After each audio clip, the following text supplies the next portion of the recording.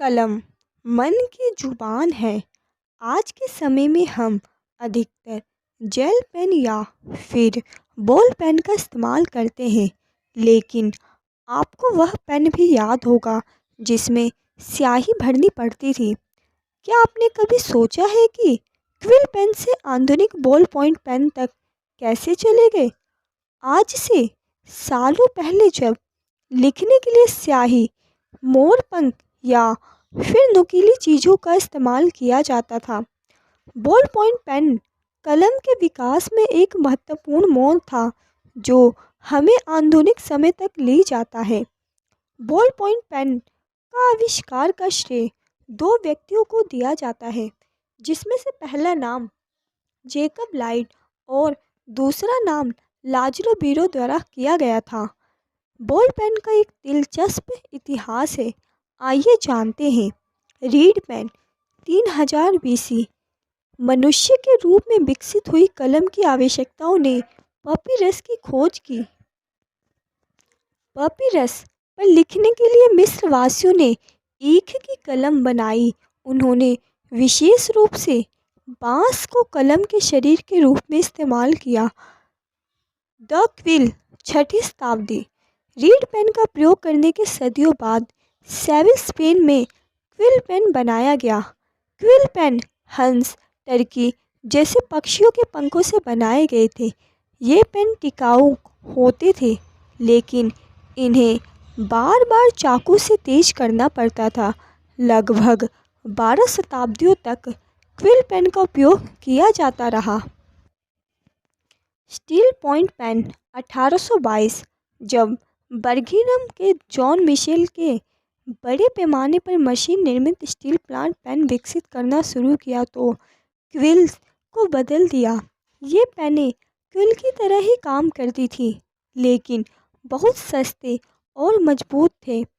ऐसे पुरातात्विक साक्ष्य हैं जो प्राचीन मिस्र में धातु के निब की उपस्थिति को दर्शाते हैं। Fountain pen 1827। जैसे जैसे लेखन आसान और तेज होता गया, कलम को लगातार स्याही में डुबोना और अधिक निराशाजनक होता गया। फाउंटेन पेन का पेटेंट 1827 में रोमन आविष्कारक पेचाट्रे पोयनहरू द्वारा किया गया। इसे नियमित रूप से स्याही में डुबोने की आवश्यकता नहीं होती थी, हालांकि यह डिजाइन कभी भी सिद्ध नहीं हुआ था। Ball point pen 1943।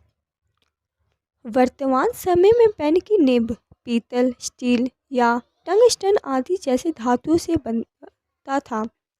1930 के दशक में कुछ दशकों के बाद तक बॉल पॉइंट पेन पर एक और प्रयास द्वितीय विश्व के दौरान अर्जेंटीना में रहने वाले हंगरी पत्रकार लाजलो बीरो द्वारा किया गया था।